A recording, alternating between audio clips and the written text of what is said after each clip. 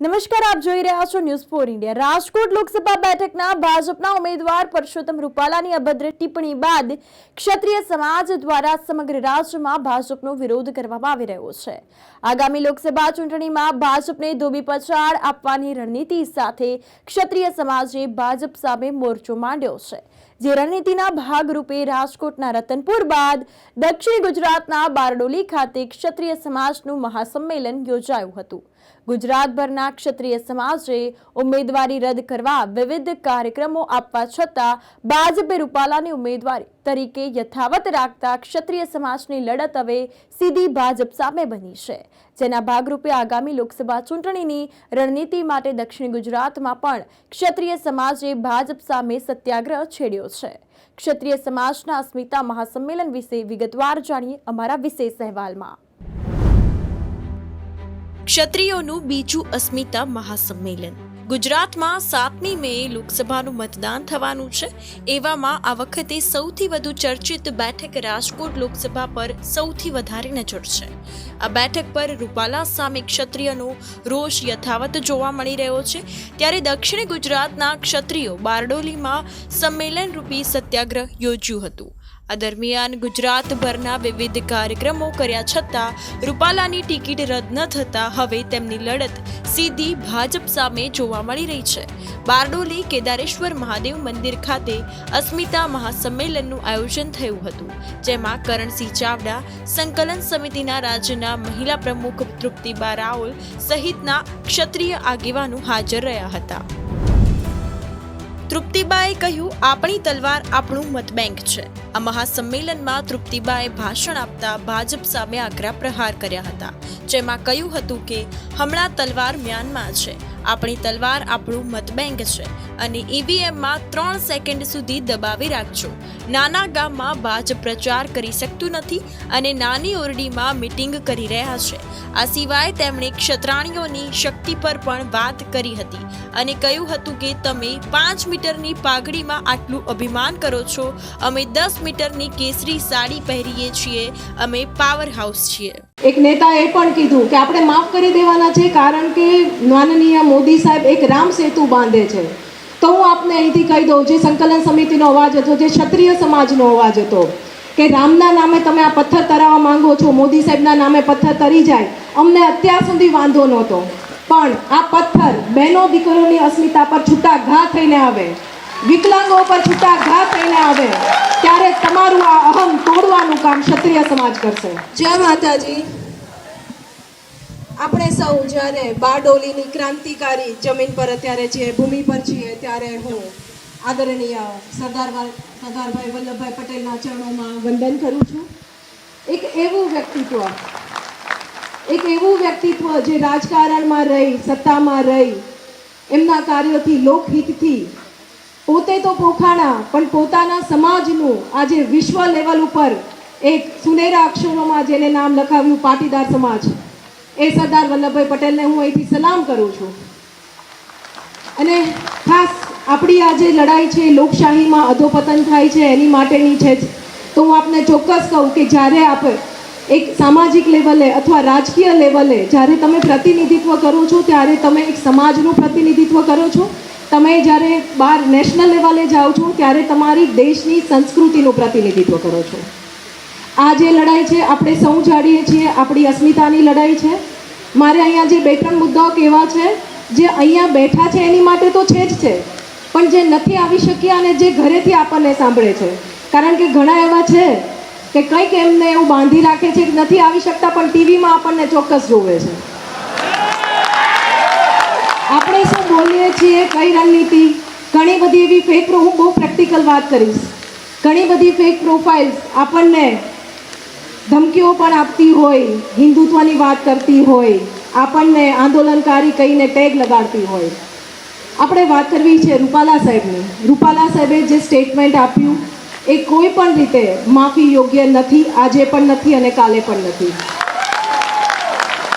અને આ જ્યારે બન્યું ત્યારે સંકલન સમિતિ અને સર્વ સમાજ અને ક્ષત્રિય સમાજની જે એક માંગ હતી દરેકની, એ જ હતી કે લોકશાહીમાં જે અધોપતન થાય છે, આજે એક નેતાએ બોલ્યા છે, અત્યાર સુધી ઘણી બધી પ્રકારના વાણી વિલાસ થયા છે, આપણે જોયા છે, માફી માંગી લે, આપણે માફ કરી દઈએ, પણ માતા દીકરીઓ પર ટિપ્પણી કરી અને એ લડ્યા છતાં પણ ફરીથી જૂનાગઢથી એક કિરીટભાઈ પટેલ એમને પણ આ સૂઝ્યું. એમણે રાણીઓનું તો અપમાન કર્યું પણ વિકલાંગોનું પણ અપમાન કર્યું. આ કઈ માનસિકતા સાથે નેતાઓ જીવે છે એ આપણે સૌએ સમજવાનું છે. આ ખરેખર ટકોર કરે જે ઘરે બેઠા એની માટે છે. અમને એવું કહેવામાં આવે હિન્દુત્વની, જેણે માફી માંગી, રૂપાલા સાહેબે માફી માંગી તો શું કહીને માફી માંગી કે મારી પાર્ટીને નુકસાન પહોંચતું હોય. પટેલ સાહેબ કિરીટભાઈ માફી માંગી એવું કીધું કે માફી માંગી અને એમને મોદી સાહેબની વાત કરી. એક નેતાએ પણ કીધું કે આપણે માફ કરી દેવાના છે કારણ કે માનનીય મોદી સાહેબ એક રામ સેતુ બાંધે છે. તો હું આપને અહીંથી કહી દઉં, જે સંકલન સમિતિનો અવાજ હતો, જે ક્ષત્રિય સમાજનો અવાજ હતો, કે રામના નામે તમે આ પથ્થર તરાવવા માંગો છો, મોદી સાહેબના નામે પથ્થર તરી જાય, અમને અત્યાર સુધી વાંધો નહોતો, પણ આ પથ્થર બહેનો દીકરીઓની અસ્મિતા પર છૂટા ઘા થઈને આવે, વિકલાંગો પર છૂટા ઘા થઈને આવે, ત્યારે તમારું આ અહમ તોડવાનું કામ ક્ષત્રિય સમાજ કરશે. કડક શબ્દોમાં અમને કહીએ છીએ, હિન્દુત્વની લાલચ અમને ન આપો. અમને સતત કહેવામાં આવી રહ્યું છે, અમારી પર સતત એવા ભાર આપી રહ્યા છે કે તમે હિન્દુત્વના વિરોધમાં જાઓ છો. ક્ષત્રિય સમાજ ક્યારેય હિન્દુત્વ વિરોધી હતો જ નહીં. અહીં બેઠેલા દરેક સાક્ષી છે અને આપણો ઇતિહાસ સાક્ષી છે કે જ્યારે આપણે લોકશાહી આપી ત્યારે તમારી માતાઓ, મારી માતાઓ એમના પતિના નામનો ચાંદલો કરી શકે એ સન્માન સાથે આપણે હિન્દુત્વ સોંપેલું હતું. એટલે હિન્દુત્વ કેવી રીતે બચાવવું એની કોઈ પણ સલાહ દેવા અમને ન આવે. હું ને તમે અહીંયા શાંતિસભર બેઠા છીએ, કોના લીધે? આપણે અહીંયા બહુ સુરક્ષિત વાતાવરણમાં બેઠા છીએ, કોના લીધે? સૌથી પાછળ સભાની આ બાજુ રોડ પર, મેં તો અહીંયા અમે જ્યારે આવ્યા ને ત્યારે સભામાં અમે સામાન જોયું, અમે પૂછ્યું કે સૌ પોલીસ કર્મીઓ જે આગલી રાતથી કાલના આવી ગયા છે આપણી દેખરેખમાં, જે બોર્ડર પર જે બેઠા છે, એટલે આ બધા છે ને એ હિન્દુત્વની રક્ષા કરે છે. કોઈ નેતાના દીકરાઓ અત્યારે મને ક્યાંક બોર્ડર પર બેઠો હોય, પાછળ જે પોલીસ કર્મીઓ ઊભા છે એમાંથી એક ભાઈ મને કહી દે કે ભાઈ હું પેલા ધારાસભ્યનો દીકરો છો તૃપ્તિ બા, તો હું મંચ પરથી બોલવાનું બંધ કરી દઉં. એટલે હિન્દુત્વની વાત, રક્ષાની વાત એ મારા ને તમારા જેવાના ભાઈઓ બહેનો બોર્ડર પર કરે છે, અહીંયા કરે છે એની રીતે. એટલે આ લાલચ અમને ના આપો. ત્રીજું ટેક કહેવામાં આવ્યું કે તમે જ્ઞાતિવાદ કર્યો છે. જ્યારે આ બન્યું ત્યારે અમે ચોખ્ખા શબ્દોમાં કીધું હતું કે અમે માત્ર રૂપાલા સાહેબના સ્ટેટમેન્ટનો વિરોધ કરીએ છીએ, કોઈ બીજા કોઈનો વિરોધ નથી. પાટીદાર સમાજ અમારી માટે સન્માનનીય છે. હું આ જમીન પર બેઠી છું, સરદાર વલ્લભભાઈ પટેલને ફરી સલામ આપું છું. બધા માટે માન છે અને દરેકને હોવું જોઈએ. આ જ્ઞાતિવાદ નથી, પણ આ અમારું જ્ઞાતિ ગૌરવ છે અને એ દરેકને હોવું જોઈએ. આજે તમારા ઉજળા ઇતિહાસ પર જ્યારે લાંછન લાગે ત્યારે લડી લેવાની વાત હોય. જ્યારે આ મુહિમ ચાલી કરી ત્યારે અમે બધા સામાજિક કાર્યકરો હતા. અમે અમારા સમાજ જીવનમાં આપણે કઈ રીતે આપણે આ 21મી સદીમાં કેવી રીતે કદમથી કદમ મિલાવીને ચાલી શકાય એ માટેની કાર્યો કરતા હતા. આ જવાબદારી જ્યારે અમે લીધી ત્યારે અમને એવી ખબર નહોતી કે આ દિવસ આવીને ઊભો રહેશે. આજે અમારી ઉપર રાજકીય અથવા એક ટેગ લગાડવામાં આવે છે. તો હું કહું, અમને એક જણે તો મને એવું પૂછ્યું તૃપ્તિબામાં શું મળશે? જે ધમકીઓ ઇનડાયરેક્ટલી આવતી વાત સોશિયલ મીડિયા પર પણ જુઓ છો. એક નેતાએ કીધું તું પછી જોઈ લેશું બધાને, તો મને કીધું કે ખપી જશો. તો હું અહીંયા ચોક્કસ એક ક્ષત્રિયાણી તરીકે કહું કે હું ખપવા જ કદાચ જન્મી હઈશ. એ લેવલ આજે અહીંયા ઊભી છું. પરિણામ જે કોઈ આવે, હમણાં મીડિયાએ પણ એવું પૂછ્યું હતું કે તૃપ્તિબા આમાં તમે જીત માનો છો, તમારી જીત થકે? ત્યારે હું કહું કે જીત કે હાર જીતની ક્યારેય રાજપૂત સમાજે પરવા કરી જ નહોતી. મહારાણા પ્રતાપના ઇતિહાસો લખ્યા છે, હાર જીતની વાત નથી. અમારો ઇતિહાસ લખાશે કે અમારા વડીલોએ જે અમને ગૌરવવંતો ઇતિહાસ આપ્યો હતો એની પર લાંછન લગાડ્યું હતું, તો અમે લડ્યા હતા. આનો ઇતિહાસ, અને અમે જ્યારે મરશું ને ત્યારે ખમીરવંતા ગૌરવ સાથે મરશું કે અમે લડ્યા હતા અને અમારી નવી પેઢી જે પારણે છે એને અમે લાચારી કે ગુલામી આપીને નહીં જઈએ વારસામાં. ભલે લોકશાહી છે પણ આપણું લોહી છે.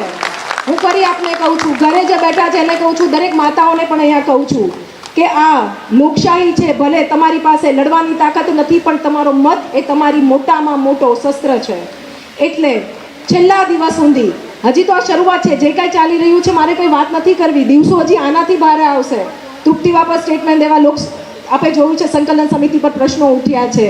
હજી તો છેલ્લા 5 દિવસ બહુ અઘરા આવશે. આની માનસિક તૈયારી રાખજો તમે બધા. પણ આજે કદાચ તૃપ્તિબા ન દેખાય, રમજુભા સાહેબ ન દેખાય, કરણસિંહ સાહેબ ન દેખાય, પણ તમને દેખાવું જોઈએ કે 52,000 બૂથ પર રૂપાલા સાહેબ ઊભા છે. અને હું દરેક લોકોને કહું છું, આપ જ્યારે મત આપવા જાઓ આ જ્ઞાતિ જાતિ બહેનો દીકરીઓને અસ્મિતાની ટિપ્પણી છે. રોટી બેટીના વ્યવહાર શબ્દ નાનો મોટો નથી. આ તમે સમજી લેજો. આ કઈ માનસિકતા દેખાડે છે એ પણ સમજી લેજો. એટલે હું તો 18 વર્ષના પુરુષને કહું છું કે જ્યારે તમે મત દેવા જાઓ ને ત્યારે તમારા ઘરે જે દીકરી હોય ને એનું મોઢું જોઈને જજો અને મત દઈને પણ આવો. તમે કોને મત આપશો ખબર નથી, પણ મત દઈને આવો ત્યારે પણ તમારા ઘરની બહેનો દીકરીઓને આંખ મેળવી શકશો એવા ઓલાથી મત દઈને આવજો. અને છેલ્લે એટલું કહું કે રાત ભલે ગમે એટલી અંધારી રહી પણ સૂરજ મારા ને તમારા નામનો નીકળશે. જય માતાજી. ભાજપનું બટન સ્વચ્છ રાખજો, જેવું આવ્યું એવું જવા દેજો તેવું કરણસિંહે જણાવ્યું. બારડોલીમાં આ બીજા મહાક્ષત્રિય સંમેલનમાં રમજુભાઈએ બસ હવે બહુ થયુંનું સૂત્ર આપ્યું હતું, જ્યારે કરણસિંહે કહ્યું કે ભાજપનું બટન સ્વચ્છ રાખજો, જેવું આવ્યું એવું જવા દેજો. કરણસિંહ ચાવડાએ મહાસંમેલનમાં સંબોધન કરતા કહ્યું કે સરદાર સાહેબની કર્મભૂમિ બારડોલી ખાતે ક્ષત્રિય અસ્મિતા સંમેલનનું આયોજન કરાયું છે. આ એ જ ભૂમિ છે જેને સરદાર વલ્લભભાઈ પટેલને સરદાર બનાવ્યા. બારડોલીમાં તાપમાન 40 ડિગ્રી છે, પણ સંમેલન જોઈ 80 ડિગ્રી તાપમાન થઈ ગયું છે. અસ્મિતાનું કેન્દ્ર બિંદુ રાજકોટ છે. તમે અમારી પાઘડી ઉછાળી છે, તમે સમજી લેજો. અમારું નાક કાપવાવાળાનું નાક અમે રહેવા દેતા નથી. ગુજરાતમાં ભાજપ 10 બેઠકો ગુમાવી રહી છે. મેં પણ ગઈકાલે ભારતીય રાષ્ટ્રીય કોંગ્રેસના પૂર્વ પ્રમુખ અને કોંગ્રેસના સર્વે સર્વા એવા શ્રી રાહુલ ગાંધીએ જે નિવેદન આપ્યું કે રાજા મહારાજાઓ મનમાની કરતા હતા, એમનું જે ધાર્યું હોય એ કરતા હતા, જમીન હડપી લેતા હતા ગરીબોની, દલિતોની, અને ઉઠાઈ પણ લેતા હતા. આ એમનું જે વાક્ય છે, આ એમનું જે વાણી વિલાસ છે, એને હું ક્ષત્રિય રાજપૂત સમાજ સંકલન સમિતિ, કોર કમિટી અને સમગ્ર ભારતના ક્ષત્રિયો વતીથી વખોડી નાખું છું. એમને જે શબ્દ પ્રયોગ કર્યો અને રાજા મહારાજાઓનું અપમાન કર્યું છે, એમની જે ભાષા હતી એ ભાષા કોઈ પણ કાળે ચલાવી લેવા એવી છે જ નહીં. એટલે હું આપના માધ્યમથી આ વાતની સખત શબ્દોમાં આલોચના કરું છું. કોંગ્રેસ હોય કે ભાજપ હોય, કોઈ પણ અથવા કોઈ સ્વતંત્ર વ્યક્તિ હોય, એ રાજા મહારાજાઓ હોય, એમના વિશેની વાત હોય, નારી અસ્મિતાની વાત હોય, તો અમે એને કોઈ કાળે ચલાવવા માગતા નથી. એટલે હું આખી આ જે વાત છે એની નિંદા કરું છું, આલોચના કરું છું. અને આ વાત એમના જેવા એક જવાબદાર વ્યક્તિએ બોલી છે એ ખૂબ નિંદનીય કહેવાય. ખૂબ આનાથી ક્ષત્રિય સમાજની લાગણી આહત થઈ છે. એટલે આ બાબતની અમે આગળ અમારી સંકલન કોર કમિટી અને અમારા આગેવાનો સાથે ચર્ચા કરીશું અને આમાં આગળ શું થઈ શકે એ બાબતનું અમે મનોમંથન કરીશું.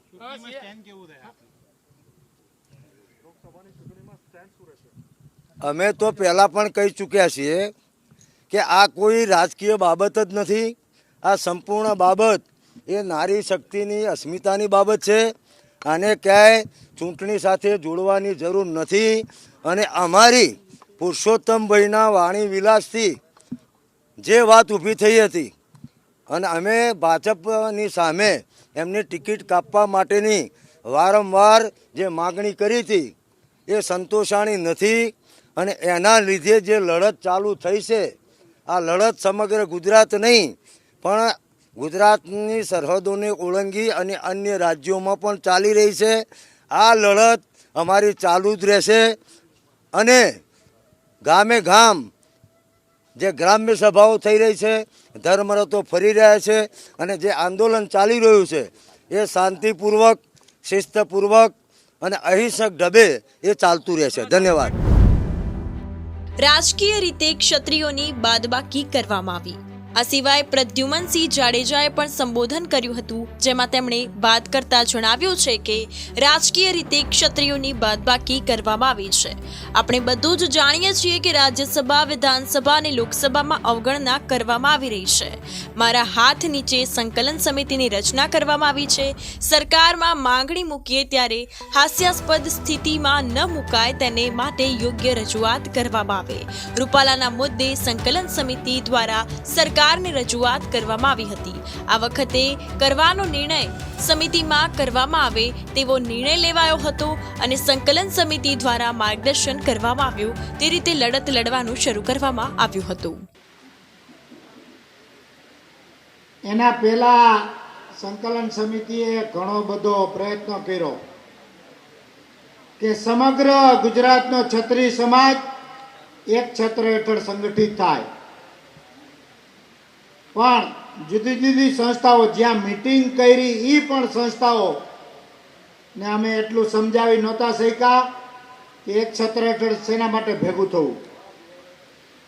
છેલ્લા 3 વર્ષથી મહાસંમેલન કરવાનું નક્કી કર્યું। પ્રદ્યુમનસિંહ સાહેબે અનેક આઈડિયા આપ્યા, બીજા લોકોએ આઈડિયા આપ્યા, પણ છેલ્લા 35-40 વર્ષના સામાજિક જીવનના અનુભવ ઉપરથી આપને કહું છું, ભૂતકાળના જે કાંઈ 2-3 સંમેલનો થયા, પદ્માવત ફિલ્મનું સંમેલન કે બીજા સંમેલનો, ક્ષત્રિય સમાજ ને પાસે એવો કોઈ મુદ્દો હોય ત્યારે એક થાય છે। અને આ ઈશ્વરી સંકેત કયો કે જે કાંઈ શ્રી પરસોત્તમભાઈ રૂપાલાનું સ્ટેટમેન્ટ કયો, એનાથી ક્ષત્રિય સમાજના દિલમાં એક વજ્રઘાત થયો, એને દુઃખ પહોંચ્યું, એનું અપમાનની ભૂમિકા થઈ, ક્ષત્રિયોની માટેની એક સંસ્કાર માટે અપમાનિત થયા, એની અસ્મિતા ઉપર ઘા થયો અને સમગ્ર ક્ષત્રિય સમાજના દિલમાં એક એવો ઘા લાગ્યો કે આ બરાબર નથી, આને જવાબ આપવો પડે, હવે કાંઈક કરવું પડે, હવે તો બસ બહુ થયું। એટલે ખરેખર માતાજીની પ્રેરણાથી આપણે એક એવો પ્રયત્ન કર્યો। ભૂતકાળમાં પણ આવા પ્રસંગો આવ્યા હતા, અનામત આંદોલન હોય, બીજા પ્રશ્નો હોય, ત્યારે બધી સંસ્થાઓ પોતાની રીતે પ્રયત્ન કરતી હતી, પણ સુરતની ટીમને મારે ખરેખર ધન્યવાદ દેવા જોઈએ અથવા તો સેલ્યુટ કરવી પડે। પ્રદ્યુમનસિંહ, મદનસિંહ આ બધા એવો વિશ્વાસ રાખ્યો। મેં એમને ખાલી એક મેસેજ કર્યો, પ્રદ્યુમનસિંહને મેં એક મેસેજ કર્યો, કારણ કે ત્યારે એ ચેરમેનના ચાર્જમાં હતા કે ભાઈ અત્યારના સંજોગોમાં હું તો બીમાર હતો, દવા લેતો હતો, મેં એ પણ એમને મેસેજ કર્યો કે અત્યારના સંજોગોમાં સંકલન સમિતિની મીટિંગ બોલાવવી જરૂરી લાગે છે। એટલે તરત જ એમને બીજી મિનિટે આમ કરી દીધું કે બરાબર છે બોલાવો। એટલે 5-7-10 વડીલોને વિશ્વાસમાં લઈને આપણે મીટિંગનું આયોજન કર્યું અને 28 તારીખ કે જે કાંઈ ગુજરાતની 90-92 જેટલી સંસ્થાઓ આવી અને સર્વાનુમતે એવું નક્કી થયું કે ભાઈ આના માટે લડત કરવી। આ એકતા થઈ છે એ સમગ્ર એક ક્ષત્રિયને દિલથી એકતા થઈ છે। દિલથી એક થયા છો ને? એકતા રાખવી છે ને? રાખશો ને એકતા? એકતા છે ને એ લાગણીથી થાય છે, દિલથી થાય છે, પણ એના પછી પ્રશ્નનો ઉકેલ, આગળનો માર્ગ એ માનસિક રીતે, વૈચારિક રીતે નક્કી કરવાનો હોય છે। અને એટલા માટે જ આ કમિટી છે, એટલા માટે જ આ કમિટી છે। એટલે અત્યાર સુધીની રણનીતિ આપણી સારી રહી છે એવું તમે માનો છો ને? તો હવે પછીની રણનીતિ પણ આ જે કાંઈ રણનીતિ છે એની 2-3 પાસાઓ આપણે બધા સમજી લઈ કે આ રણનીતિથી, આ ક્ષત્રિય સમાજની સામાજિક લડતથી દેશને કોઈ પણ નુકસાન આપણે નથી કરવાના, કે ભારતની પ્રોપર્ટીને પણ નુકસાન નથી કરવાના. આ અસ્મિતાની લડાઈ છે. પ્રજાને પણ કોઈ પણ પ્રકારનું નુકસાન ન થાય એ પણ આપણે જોઈએ છીએ, અત્યાર સુધી જોઈ રહ્યા છીએ, ભવિષ્યમાં પણ જોવાનું છે. અને એટલા માટે હવે પછી અત્યાર સુધી જે કાંઈ નાના મોટા પ્રશ્નો થયા, હમણે 2 દિવસ પહેલા રાજકોટ અમે હતા 2 દિવસ, તો એવા સમાચાર આવ્યા કે ક્ષત્રિય સમાજની જ્યાં જ્યાં વસ્તી છે રાજકોટ સિટીમાં, એમાં 210 બૂથ સંવેદનશીલ જાહેર કરી દીધા.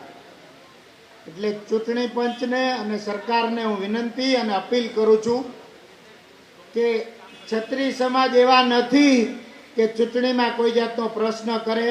અત્યાર સુધી એમની લડત પણ શાંતિમય રહી છે. એટલે આપ એવું ન કરો, હાથે કરીને કાયદો વ્યવસ્થાના પ્રશ્નો ન થાય એવી આપને વિનંતી છે. અને આ લેખિત સ્વરૂપમાં પણ આપણે એને વિનંતી કરવાના છીએ, રજૂઆત પણ કરવાના છે. બીજા પણ નાના મોટા બનાવો બન્યા કે ભાઈ સભાઓ હોય, આ તે આપણા જુવાનો ઉતાવળ કરે, સભાઓ બંધ કરાવે કે નાના મોટા પ્રશ્નો કરે. એ બધાને પણ હું વિનંતી કરું છું કે ભાઈ આપણે છે એ કાંઈ પણ જાતની માંગણી માટે નથી કરતા. આપણે જે કંઈ કામ કરીએ છીએ એ આપણી અસ્મિતાની લડાઈ છે, દેશ હિતની લડાઈ છે, પ્રજા હિતની લડાઈ છે. અને એટલા માટે આપણે કાંઈ પણ લેવાનું નથી. એટલે અન્ય પ્રજા અને મીડિયા પણ આપણને સહકાર આપી રહ્યું છે, એ બધાનો પણ આપણે આભાર માનીએ. અત્યાર સુધી જે કાંઈ થયું એનું પરિણામ 7 તારીખે આપણે આપવાનું. 7 તારીખે એટલે આખા ગુજરાતમાં એક મંત્ર આપણે રાખવાનો છે કે 7 વાગે મતદાન ચાલુ થવાનું છે. કેટલા વાગે? 7 વાગે. 7 વાગે બધા જ બૂથ ઉપર રાજપૂતાણીની લાઈન હોવી જોઈએ પેલી. આ કરી શકશો? આ જો કરી શકો તો આપણે સારું એવું આપણું મહેનત સફળ થઈ શકે. અત્યાર સુધી આપણે ઘણા બધા સંમેલનો કર્યા અને એ સંમેલનો સારા એવા સફળ પણ થયા. મારે તો ઉંમરના કારણે હું 10 સાડા 10 પછી તમે ફોન કરો તો ફોન એ કદાચ ન ઉપાડું, અથવા તમે ઘણા બધા મેસેજ કરતા હોય કે ફોન કરતા હોય, જવાબ પણ ન દઈ શકતો હોય. કાલ સુધી મારું આવવાનું નક્કી નહોતું, પણ પ્રદ્યુમનભાઈએ પછી એવી લાગણી બતાવી કે આ બરાબર નથી, તમારે તો કોઈ પણ સંજોગમાં આવવું જ પડે. પરમ દિવસે હું વિસનગર હતો એટલે થોડોક થાક લાગે, બીજું કોઈ કારણ તો હોય નહીં. પણ પછી આપની બધાની લાગણીનો ધ્યાનમાં રાખી અને આજે ઉપસ્થિત થયો છું. એટલે કહેવાની વાત આમને કીધું ને, કરણસિંહે ઘણું બધું કહી દીધું, દશરથબા, તૃપ્તિબા બધાએ મોટાભાગની વાત કહી દીધી. પણ 4-5 વાતો આપણે યાદ રાખવાની છે કે ભાઈ ક્ષત્રિય સમાજના યુવાનોની બિનજરૂરી અટકાયતો થઈ રહી છે, બિનજરૂરી એમને પ્રવૃત્તિથી રોકવામાં આવે છે. એ વસ્તુ બરાબર નથી. સરકારને પણ આપણે વિનંતી કરીએ છીએ કે બિનજરૂરી તમે મર્યાદા ઓળંગો નહીં. અત્યાર સુધી સરકાર અને પક્ષ આપણે બિનજરૂરી રીતે નડ્યા નથી. તો હવે પછી આ તો એક પરિવાર હોય તો ગમે ત્યારે આ 7 તારીખ સુધી અમે કોઈ આપની વાત માનવાના નથી, 7 તારીખ સુધી કોઈ વાત સ્વીકારવાના નથી. કારણ કે તમે અમારી અસ્મિતા ઉપર ઘા કર્યો છે, એને કલંક લગાડવાનું કામ કર્યું છે, અને એનો બદલો તો અમે ચોક્કસ લેશું. લેવો છે ને બદલો? તો એટલા માટે બહુ મહત્વનો સમય ક્ષત્રિય સમાજ અને ભારત દેશના ઇતિહાસ માટે, સમગ્ર પ્રજાના ઇતિહાસ માટે આ એવી એકતા છે. એનો એક ભૂકંપ થાય ને તો નવસર્જન એમાંથી થઈ શકે, ઘણું બધું નવસર્જન આમાંથી થઈ શકે એમ છે. પ્રજાનો પુનઃ વિશ્વાસ આપણે સંપાદિત કરી શકીએ એમ છે. કારણ કે આપણે આપણા સ્વાર્થની લડાઈ નથી લડતા. આપણે કોઈ તંત્રના દુશ્મન નથી, આપણે કોઈ સરકારના દુશ્મન નથી, આપણે કોઈ પક્ષના દુશ્મન નથી, કોઈ વ્યક્તિના દુશ્મન નથી. પણ તમે ગમે તે કયો, ખોટી વસ્તુને તમે સાચી સાબિત કરવા માંગો તો એ દરબાર સહન ન કરે. સહન કરવું છે તો હવે બહુ થયું એવો આપણે મંત્ર આપીશું કે હવે બહુ થયું.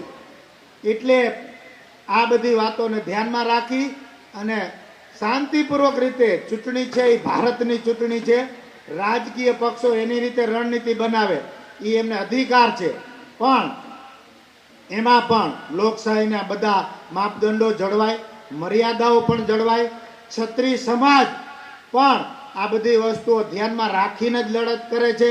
એટલે આપણે બધા 7 તારીખ પછી એક જ માનવ સમૂહના પ્રજા છીએ. લોકશાહીમાં ક્ષત્રિયો પણ એક પ્રજાનું મહત્વનું ફેક્ટર છે, એ પણ આપણે યાદ રાખવું પડે. અન્ય પ્રજાથી ક્ષત્રિયોને અલગ કરવાની વાત એ બરાબર નથી, કારણ કે ભારત દેશની એકતા અને અખંડિતતા રક્ષણ છાત્ર ધર્મ એ આપ બધા શું ક્ષત્રિયોને શીખવાડશો? આ વાત બરાબર નથી, આ વાત ન્યાયની નથી. અને એટલા માટે આ સંકલન સમિતિના બધા સભ્યો એ એક આ બીડું ઝડપવું છે. બધા સભ્યોનો એક વિશ્વાસ છે અને આપ બધા ગુજરાતના સમગ્ર ક્ષત્રિય સમાજ, સમગ્ર ક્ષત્રિય નારી જગત, યુવાનો પણ આમાં સંકલન સમિતિ ઉપર વિશ્વાસ રાખે છે. એટલે એના માટે પણ આપ સર્વેને નમસ્કાર કરું છું. હવે બહુ વધારે વાત નહીં કરું, પણ ઘણું બધું એવું વસ્તુઓ છે કે 7 તારીખ સુધી સંમેલનો ગમે એટલા થાય, પણ આપણે એવી શાંતિ રાખવાની છે કે આપણે મત પેટીમાં મત એ જ શસ્ત્ર, એનો બરાબર ઉપયોગ કરવાનો છે અને એનો ઉપયોગ આપણે સારી રીતે કરી શકીએ. લોકશાહીની જરૂરિયાત છે, ભારત દેશની જરૂરિયાત છે. આપ સર્વેનો ખૂબ ખૂબ આભાર. ભારત માતા કી જય. ભારત માતા કી જય. ભારત માતા કી જય. સરદાર પટેલની ભૂમિ ને આજે પ્રણામ કરીને અમે આજે આ ચાલુ કર્યું. સરદાર પટેલે 1922માં સત્યાગ્રહ ચાલુ કર્યો હતો અને આ 102 વર્ષ થયા.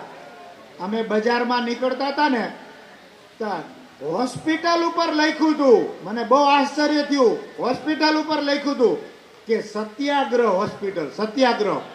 આટલા વર્ષ પછી પણ આ સત્યાગ્રહને યાદ રાખે છે. ભારતના ક્ષત્રિયો આ ક્ષત્રિય આંદોલનને પણ વર્ષો સુધી, સૈકાઓ સુધી યાદ રાખે એવું આપણે કરવાનું છે. અને ત્યારે જ કરી શકીએ જો અત્યારે કદાચ અહીંયાથી પરસોત્તમભાઈ અહીં આવે ને, એને પણ તમે જો કાંઈ ન, એને પણ સુરક્ષાની ખાતરી આપી શકો ને, તો આપણે મુખ્યમંત્રીની ગાદી સુધી પહોંચી શકીએ. આવો આપણો વિચાર છે અને આવું નવસર્જન આપણે કરવાનું છે કે જે સદીઓ સુધી ક્ષત્રિયોના હિત માટે કામ કરે, ક્ષત્રિયોના વિકાસ માટે કામ કરે, ક્ષત્રિયોને પ્રજાનું રક્ષણ માટે કામ કરે, દેશ માટે કામ કરે, ગાયોના રક્ષણ માટે કામ કરે, પ્રજાના રક્ષણ માટે કામ કરે. આ બધાનો ખૂબ ખૂબ આભાર. જય માતાજી, જય હિન્દ.